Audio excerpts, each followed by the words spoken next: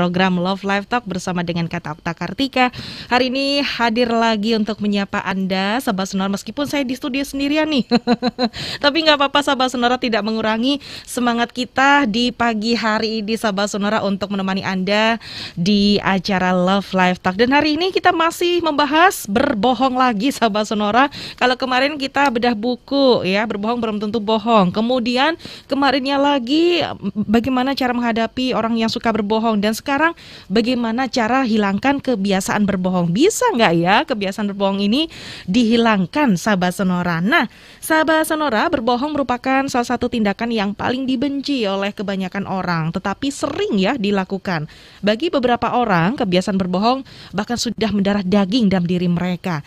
Parahnya lagi kalau berbohong sampai dilakukan pada pasangan, yang ada semakin memperkeruh suasana dan timbul perasaan saling curiga. Bagaimana cara menghilangkan kebiasaan berbohong ini, Sahabat Sonora? Anda bisa dengarkan nanti selama 1 jam. Kita akan ngobrol-ngobrol langsung bersama dengan Kak Nit, Kak Kartika Nita Widyasari, SPSI CHCSA, praktisi psikologi dan konselor pernikahan dari Kata Okta Kartika. Dan yang kedua ada Mas Oktastika Badan Nirmala, SPSI CHT CTSA, praktisi psikologi, penulis buku Terapi Pikiran Bahagia dan konselor di kataoktakartika.com. Yang mau bergabung silakan merapat ya pagi hari di Sahabat Sonora. YouTube-nya bisa tinggalkan live chat di Sonora Surabaya, dan juga Facebook di 98,0 Sonora Surabaya, dan juga Instagram langsung aja akses di Sonora Surabaya, Sonora_Surabaya, Sahabat Sonora. Dan Anda yang mau bergabung juga melalui WhatsApp juga boleh, Sahabat Sonora, nomornya di 0811 304 9800 dan juga telepon 732 7102. Apakah suara saya masih putus-putus? Halo Mas Okta. Instagram langsung aja. Oke, baik. Ini suara saya kenapa double ya? Bentar. Oh, ternyata penyebabnya ini. Oke. Halo Mas Okta, Kak Nit. Nah, sudah nggak double lagi akhirnya. Selamat pagi. Kabarnya gimana, Mas Okta dan Kak Nit? Halo, Mas Okta, Kak Nit. Masih hilang suara saya? Masih putus-putus? Sudah lebih baik. Sudah lebih baik, alhamdulillah. Gimana kabarnya Mas Okta dan Kak Nit hari ini? Kabar baik. Wah, suaranya Kak Nit lagi agak-agak menghilang begitu ya, sedikit menghilang. Tapi seksi sih Kak Nit suaranya. Gitu ya. Serak-serak bahasa jadinya. Berat tapi di sininya ya. Berat begitu. Aduh. Kemudian untuk Mas Okta gimana juga? Sama juga untuk hari ini kabarnya baik juga Mas Okta? Alhamdulillah saya lebih baik. Saya lebih baik juga. Sehat-sehat selalu ya Mas Okta dan juga Kak Nit. Mudah-mudahan kita bisa bertemu di minggu depan begitu, untuk bisa datang juga untuk ke studio. Tapi hari ini Sahabat Sonora, kita hari ini lewat daring aja ya untuk ngobrol-ngobrol bersama dengan Kak Nit dan juga Mas Okta. Mudah-mudahan koneksi internetnya lancar untuk hari ini. Amin. Karena tadi ada komentar dari Mas Okta, ini suaranya putus-putus nih. Waduh, mudah-mudahan lancar untuk hari ini. Baik, hari ini kita masih bahas soal berbohong. Kayaknya nggak habis-habisnya bohong ini dikupas lagi begitu. Kemarin cara menghadapi dan sekarang cara menghilangkan kebiasaan berbohong. Tapi saya pengen tahu dulu nih, sebenarnya seseorang itu melakukan kebiasaan berbohong kah? Kalau kebiasaan berbohong itu kan juga di awal. Jadi nggak ada yang tiba-tiba, Mbak ya. Selalu ada latar belakangnya. Ada latar belakang. Juga bisa satu tadi karena kebiasaan. Kebiasaan ini pasti ada awalnya. Ya. Salah satu penyebabnya adalah pada masa kecil khususnya. Seperti biasa kalau saya dengan selalu menggali ke masa lalu orang tuanya. Bicara perubahan yang biasanya paling gampang misalnya gini, biasanya kita tuh nggak pernah sarapan gitu ya. Terus kemudian tiba-tiba kita harus sarapan. Itu kan juga ada perubahan dari tubuh gitu ya untuk menerima makanan di pagi hari dan sebagainya. Yang paling diutamakan itu sebetulnya adalah harus dimulai dari niatan dari diri sendiri.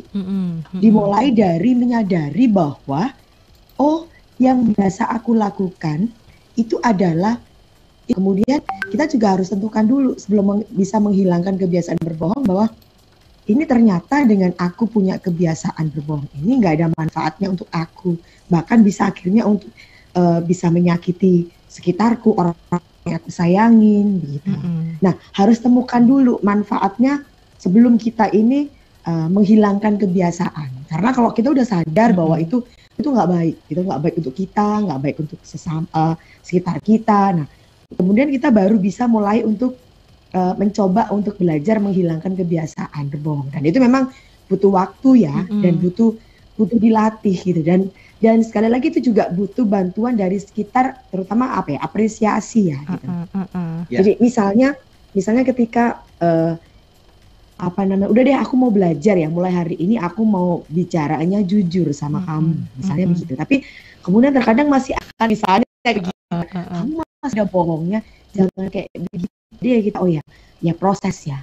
Proses. Ya dia udah. Kebiasaan ini tidak menutup kemungkinan dia kadangkala tidak bohong sama sekali. Misalkan seperti itu, pasti ada suatu sisi mungkin ada 10 aktivitas tadi ya, mungkin dari 5 yang mereka berbicara jujur, kemudian 5 lagi masih melakukan kebohongan. Tapi ini semuanya proses ya, sekali lagi ya Kak Nit ya, dan ini bisa hilang begitu ya untuk di lain kesempatan. Saya sambung sebelumnya, berarti kan sejak kecilnya sudah terbiasa bahwa yang baik itu adalah berbohong. Oke, dan dia nggak pernah dapat larangan karena orang tuanya juga berbohong juga, begitu. Nah, akhirnya kan dia nggak ngerti apa manfaatnya untuk jujur kan begitu. Nah, jika masih ada ya? Yang sudah sembuh lewat itu. Nah, yang sudah sembuh lewat ini bagaimana begitu untuk melewati proses itu? Ini kasusnya sederhana ya, ini tentang bukan berbohong yang ekstrim ya, seperti apakah berdampak pada masalah keuangan, pada perselingkuhan, enggak, tapi lebih pada mengolah kata.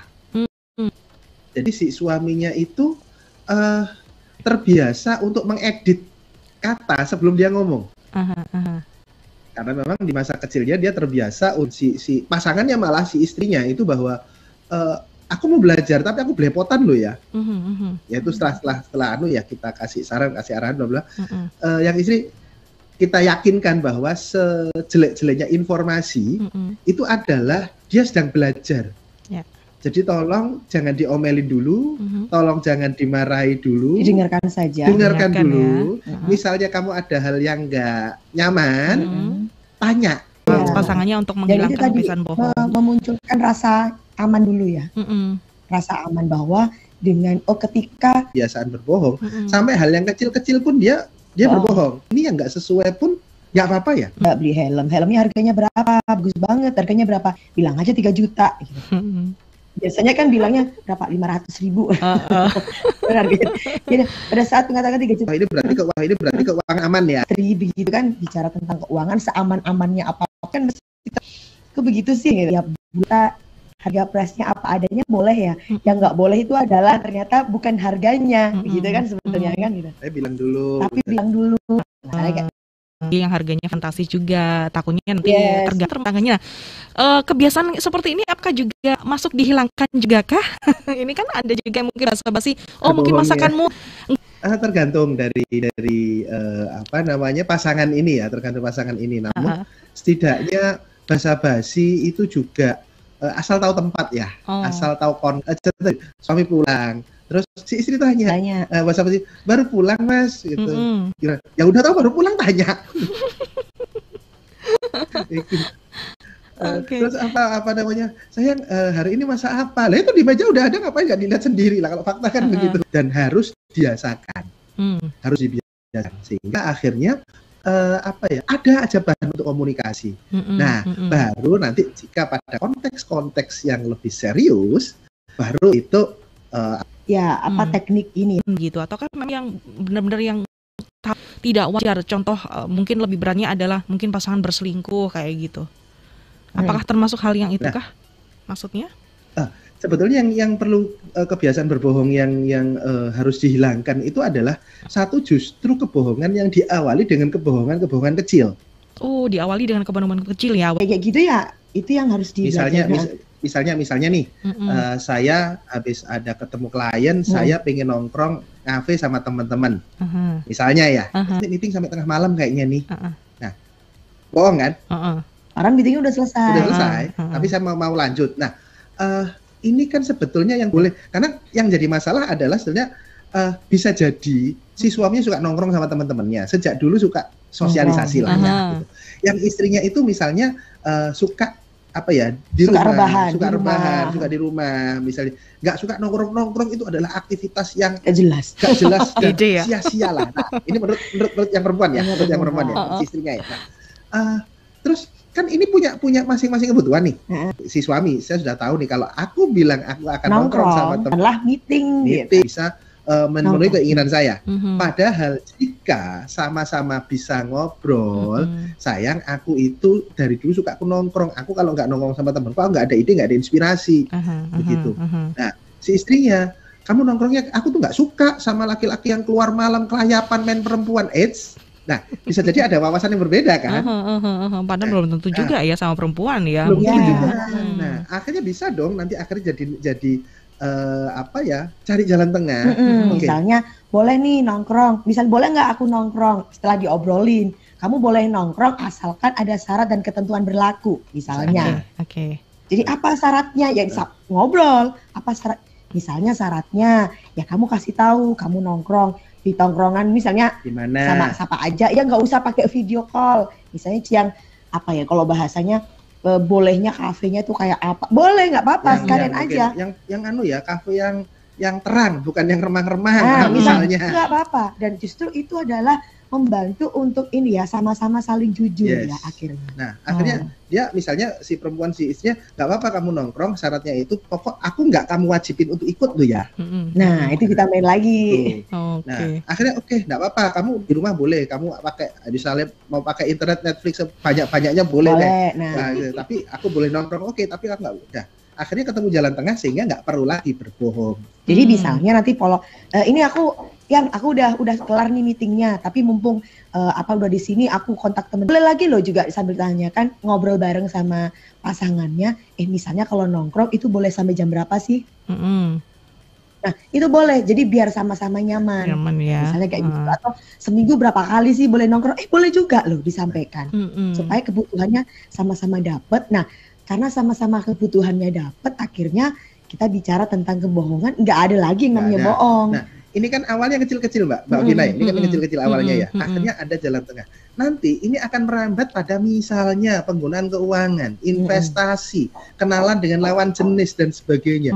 Itu kalau sudah terbiasa ngobrol, ini konteks saya, Mas Okta aku boleh dong konsultasi private nih. Oke, ketemuan di mana Mbak? Nah, kalau saya sudah terbiasa jujur, enak.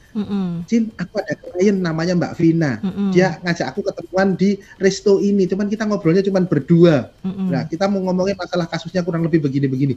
Kita akhir sama-sama enak. Oke, kamu berangkatlah. Nggak ada curiga. Iya.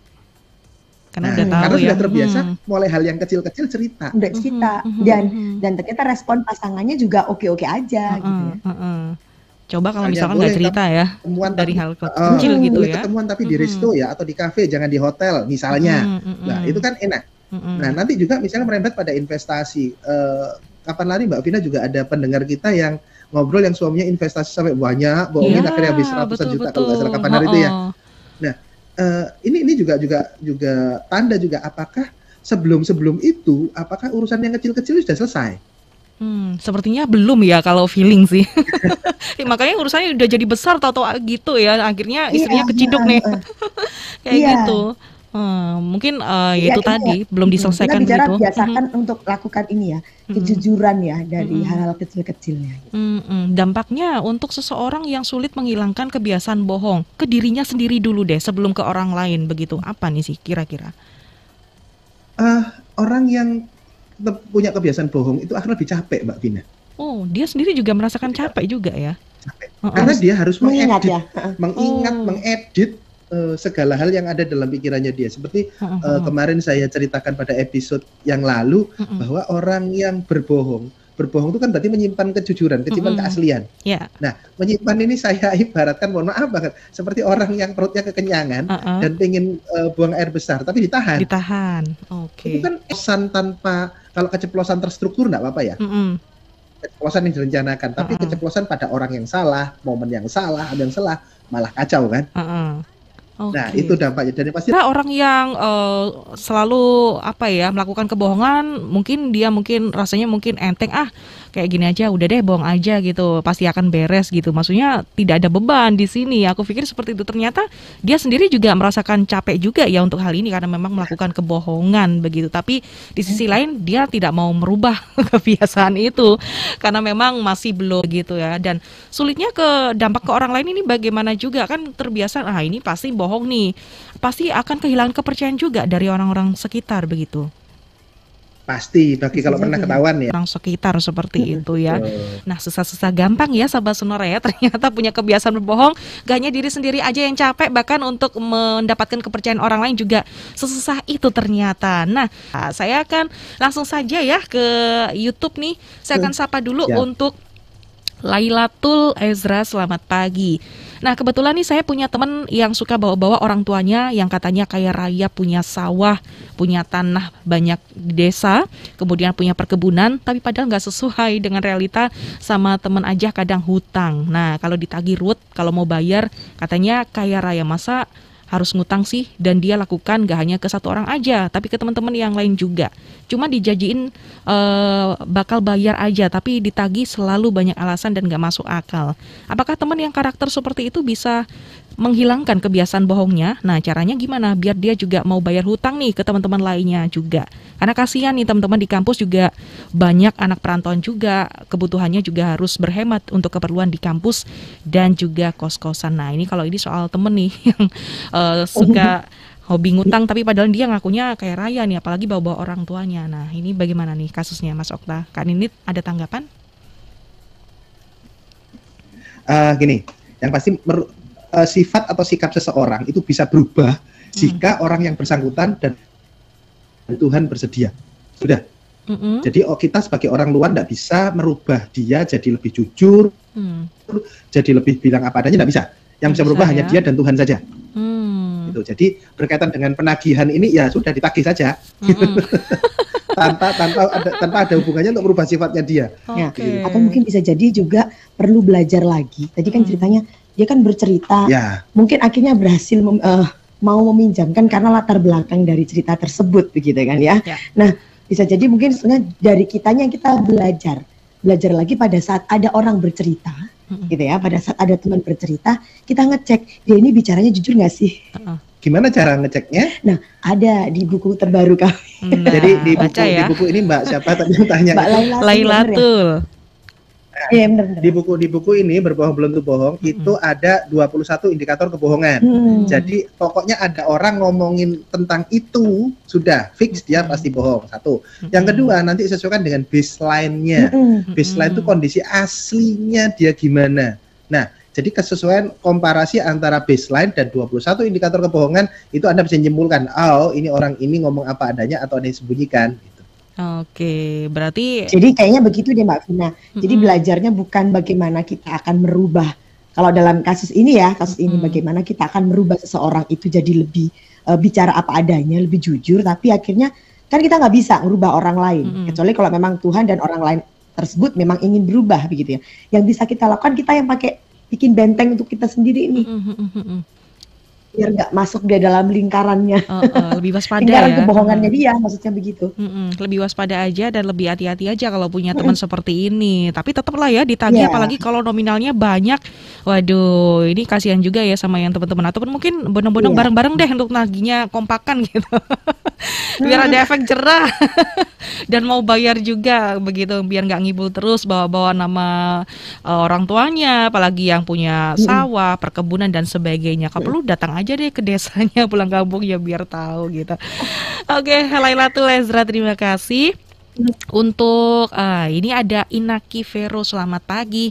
Bagaimana dampaknya kalau mertua yang nyuruh istri untuk berbohong, dalam konteksnya ada orang yang nggak dikenal mengetuk pintu rumah tempat tinggal kami karena ada orang yang minta sumbangan. Nah, mertua ini minta tolong ke istri saya kalau ibu mertua itu sedang nggak ada di rumah padahal lagi tidur. Saya khawatir kebiasaan berbohong yang diajarkan oleh mertua nanti akan menurun ke sifat istri saya. Oke, itu sebetulnya tabrakannya kan dengan sungkan ya. Kalau ngomong ada tapi nggak mau nemuin, itu ada beberapa klien kami mencoba langsung dengan menyatakan apa adanya, tapi berani pasang badan. Jadi mohon maaf, ibu sedang istirahat, nggak bisa diganggu, mohon maaf ya, lain kali aja datangnya, mohon maaf. Nah udah nggak bohong kan? Kami sedang istirahat, mohon maaf. Ibu nggak bisa ditemui, mohon maaf. Nah jadi bukan ibu udah ada, tapi ibu nggak bisa temui. Oke, seperti itu ya untuk komentarnya. Baik, kemudian ada juga untuk Rizka, selamat pagi juga. Nah, terkadang saya saya sebagai suami tertangkap basah bohong oleh istri dan saya enggan menjelaskan alasannya. Apa yang sebaiknya saya lakukan tetap dihargai oleh pasangan. Oh, jadi ini ceritanya adalah dia sudah tertangkap basah bohong oleh istri, tapi dia nggak mau menjelaskan lebih detailnya alasannya kenapa. Nah, bagaimana yang harus dilakukan agar dia itu masih tetap dihargai oleh pasangannya? Jadi jawab, Pak. Jadi udah ketangkep. Nah, udah ketangkep. Justru, tapi dia nggak mau. Justru ini pertanyaan, karena kalau jelasin Anda akan lebih hancur. Atau istri Anda yang belum cukup dewasa berpikir sehingga ketika Anda ceritakan seperti apapun pasti akan dianggap jelek. Nah ini yang mana gitu kan? Tapi karena beda penanganan ya. Beda penanganan. Itu karena di buku ini juga ada ceritanya orang-orang yang suka dibohongin. Mbak Vina sudah baca yang bab itu? Sudah. Itu. Nah orang-orang yang suka dibohongin adalah orang-orang yang disebut kejujuran tuh ada kalau maunya dia. Iya. Nggak mau tahu kenyataannya kenyataannya gimana, nggak mau tahu. Pokoknya kalau mau gini, memang perlu proses pendewasaan. Harus tahu dua-duanya dulu, apakah mungkin nggak terima dan sebagainya, atau memang istrinya juga yang belum dewasa untuk sampai saat ini. Mau jujur pun salah, mau bohong juga salah, dan juga istrinya ini yang seperti ini memang yang demi kebaikannya untuk berbohong ini yang seperti apa begitu, dan bohong deh biar mungkin paham begitu ya. Suami mungkin ada alasan tertentu mengapa dia melakukan kebohongan begitu. Nah ini sampai enggan menjelaskan alasannya berarti kan sampai nggak mau begitu ya di sini ya. Bukan berarti mau tapi mungkin seperti itu sih. Nggak tahu kalau dari pandangan Mas Okta dan juga Kak Didit apakah juga sama juga begitu. Jadi dia kayak tidak menaruh kepercayaan begitu ke pasangannya begitu. Dia bergabung untuk hari ini. Kemudian ada juga saya punya ponakan usia remaja saya alias saya. Si anak ini sulit diidentifikasi sifatnya itu seperti apa karena memang dia di sekolahan itu saya lihat aktif komunikasinya dengan orang lain. Orang-orang menilai dia itu kadang dia itu nakal, suka ketahuan bolos, kadang pamit sekolah tapi dia cabut, nggak tahu kemana. Dan kadang kakak saya sebagai orang tuanya itu dipanggil ke sekolah karena anaknya sering nggak masuk, tapi ketika di rumah dia tidak pernah menceritakan masalah di sekolah dengan teman-temannya seperti apa. Kenapa dia sampai bolos begitu? Gimana ya cara mengatasinya supaya si anak ini komunikasinya lebih jujur dan lebih terbuka dengan orang tuanya? Oke, ini kayaknya ini ya, apa tantenya yang ini ya? Yang tanya tantenya ya seperti ini. Mungkin ya. Omnya ya, ini, okay. Okan Rimbi. Omnya. Ya, omnya, oke. Omnya, ketika omnya memang lebih ingin ponakannya begitu kan ya, ingin ponakannya bisa berbicara, bahasanya jujur, lebih jujur dengan omnya ya.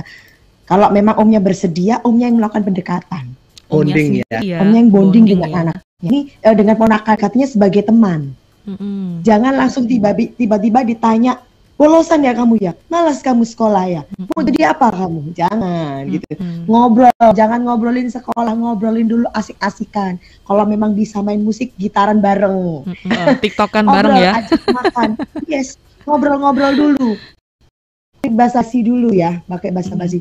Ngobrol dulu sampai bikin ponakannya ini nyaman, terus jadi temennya dia, baru bisa ngobrolin tentang sekolahnya dia, apa yang dia rasakan. Om itu dengar ada kabar katanya bolos ya kamu, bener nggak sih itu kabarnya? Tapi tetap harus jadi teman, bukan jadi orang tua karena usia remaja ya ini ya, anak-anak ponakannya udah usia remaja, hadirnya harus sebagai teman. Jadi omnya memang kalau mau seperti itu, yuk om turun om, jadi remaja om. Zaman-zaman remaja ngobrolnya kan asik-asikan gitu ya om, supaya akhirnya munculkan rasa aman dulu, rasa nyaman dulu, bahwa ketika si ponakan ini cerita sama omnya, omnya ini bukan orang yang ember gitu ya. Ceritanya nanti dibawa kemana-mana terus kemudian jadi bahan bulian di keluarga dan sebagainya. Tapi memang harus benar-benar menjaga dan menjadi teman gitu. Kalau nunggu orang tuanya tahu begitu bisa mengamati ponakannya lebih banyak di rumah begitu ya.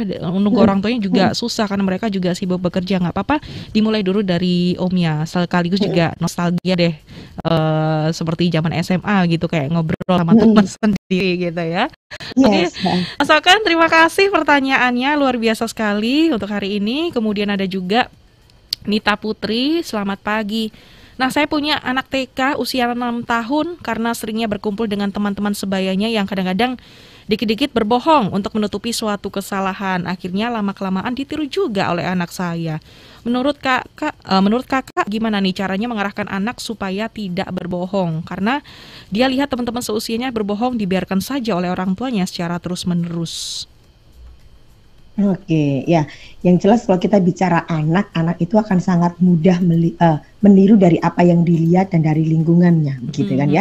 Nah, tapi kalau kita bicara usia-usia agak TK begitu, memang itu ada masa-masa di mana anak-anak itu mencoba gitu ya.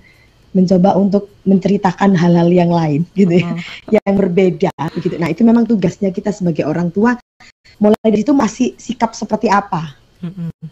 Gitu. Nah, ketika kita kan tadi Nita suka bohong, makanya anakku suka bohong, nggak bisa kayak begitu juga gitu kan ya. Tapi kita harus punya sikap kepada anak kita kasih tahu. Nah, misalnya dia bercerita, kemudian ceritanya ganti, kita ketahuan lah dia bohong, ya kita boleh loh kasih punishment ke anak kita gitu. Dalam artian, udah deh minggu ini kamu nggak boleh makan es krim. Kenapa? Kemarin kamu cerita aja, apapun yang kamu ceritakan mama nggak marah. Justru semakin kamu jujur, mama nggak marah. Mama semakin senang. Nah udah, ketika nanti kemudian dia melihat, nanti pasti kalau dimulai dari keluarga deh, dimulai dari orang tuanya punya sikap. Ketika anaknya berbohong, anaknya akan mendapatkan reaksi yang tidak tidak nyaman, mamanya nggak suka, misalnya kayak begitu ya reaksi. Itu anak tahu gitu, mah temanku tuh bohong loh, mah ternyata ceritanya. Ya kita bisa kasih tahu gitu. Menurutmu baik yang mana nak? Bohong apa jujur? Gitu. Intinya ada sikap, bukan harus dimarahi, bukan harus dihukum, tapi setidaknya dijak ngobrol dulu. Hukuman tuh nanti ketika sudah beberapa kali masih terlakukan baru boleh. Ya. Dan hukuman itu sifatnya adalah bukan menyakiti, tapi mengambil sejenak kesenangan. Beda ya. Jadi kadang-kadang persepsi orang umum hukuman itu adalah yang sifatnya menyakiti, pukul, bukan. Tapi mengambil sejenak kesenangan. Misalnya tadi anaknya senang makan es krim, ya udah kamu nggak makan es krim dulu. Ambil kesenangannya. Oke, kesenangan misalkan hobinya juga kayak gitu ya. Kumpul sama teman-teman, hari ini nggak boleh deh keluar rumah dulu, karena dihukum, dipunishment gitu sama orang tuanya. Ya, supaya anak tahu tentang apa yang sudah dilakukan. Gitu. Jadi orang tua sendiri juga menciptakan rasa nyaman dan aman dulu, biar anak juga mau cerita gitu ya. Oke, terima kasih untuk Bu Nita untuk pengalamannya juga. Mudah-mudahan berhasil ya, bisa diterapkan ke anak TK usia 6 tahun begitu. Kemudian ada Saila juga. Wah, ini sumpah temanku parah banget. Masa dia bilang udah keliling dunia berkali-kali tapi nggak ada satupun foto di luar negeri. Yang ada cuma foto view pemandangan orang. Sepertinya berbohong untuk eksistensi saja. Berbohong untuk eksistensi gitu. Demi apa ya? Demi mendapatkan sanjungankah ke orang lain? Wah, ini terkadang bisa diperlukan juga ya sama orang yang pengen bohong kayak gitu ya. Apalagi membohongi ke teman-temannya, padahal dia nggak keluar negeri, tapi cuma ngambil foto view, diedit gitu aja. Baik, terima kasih Saila. Untuk Ana juga, nah kalau suami berbohong dan itu menjadi kebiasaan yang tumbuh diam-diam, bagaimana caranya kami sebagai pasangan untuk tetap mendampingi tanpa rasa kesal dan amarah, mana bohong yang baik dan mana bohong yang tidak? Kayaknya ini harus baca bukunya ini. Ya, satu. Karena udah dijelaskan. Tadi sebelum kita kan sudah ngobrol itu. Yang pasti adalah tentukan dulu kebohongannya, kebohongan kecil, kebohongan sedang, kebohongan besarnya seperti apa. Di buku ini ada. Jadi hal-hal apa yang perlu ditangani serius dan apa yang enggak. Satu. Kedua, cek lagi ini kebohongannya ini sifatnya adalah kebiasaan atau kecelakaan. Seperti seringkali kita obrolkan, kalau kebiasaan bisa jadi sejak kecil dia sudah belajar tentang kebohongan. Dan kalau kecelakaan ya pas momen sekarang aja. Begitu. Nah, itu penanganannya juga berbeda. Yang pasti bagaimana biar tetap bisa mendampingi suami untuk berubah adalah satu, temukan dulu value keluarga bagi Anda, bagi si ibu siapa tadi ini. Itu. Ibu Ana. Hal apa Ibu siapa? Ibu Ana. Ibu Ana. Jadi bagi Bu Ana, kenapa sih kok harus memperjuangkan keutuhan keluarga? Kenapa harus begitu? Nah, itu temukan dulu bagi Anda, sehingga akhirnya Anda bisa sabar. Ya, namanya orang jengkel, saya bisa memahami. Jadi masa jengkel-jengkelnya Anda pada suami Anda, tapi yang Anda lihat bukan suami Anda, tapi adalah keutuhan keluarga. Karena itu value yang Anda inginkan. Nah, temukan dulu value-nya. Hal apa sih yang ingin Anda perjuangkan dalam hidup, dalam keluarga Anda? Itu. Jadi akhirnya kalau fokusnya dipindah, maka kejengkelan itu akan bisa lebih yang awalnya besar tuh bisa jadi lebih kecil, bisa lebih tenang gitu. Bisa diredam lah intinya seperti ini ya untuk rasa jengkelnya itu ya Mbak Ana. Apalagi Mbak Ana juga statusnya juga sudah menikah begitu, tapi temukan dulu untuk value keluarganya dulu deh Mbak Ana ya. Jangan mementingkan egonya sendiri. Memang kadangkala pasangan kita mungkin melakukan kesalahan seperti itu, tapi kita juga harus sabar untuk menerima proses kesalahan itu biar pasangan juga nantinya bisa berubah dengan sendirinya. Pasti bisa ya Bu Ana ya. Terima kasih untuk pertanyaannya. Sekarang saya akan beralih ke WhatsApp Sonora Surabaya. Ini ada satu yang bergabung. Yang tersisa ada Diananda. Selamat pagi. Kak, saya mengalami kondisi yang seperti ini. Saya hampir mempercayai kebohongan saya, dan saya hampir mempercayai kebohongan dan saya susah banget buat nggak bohong. Saya juga udah nggak pengen ngebohong, cuman setiap ngomong pasti refleks ngebohong dan nggak bisa dikontrol.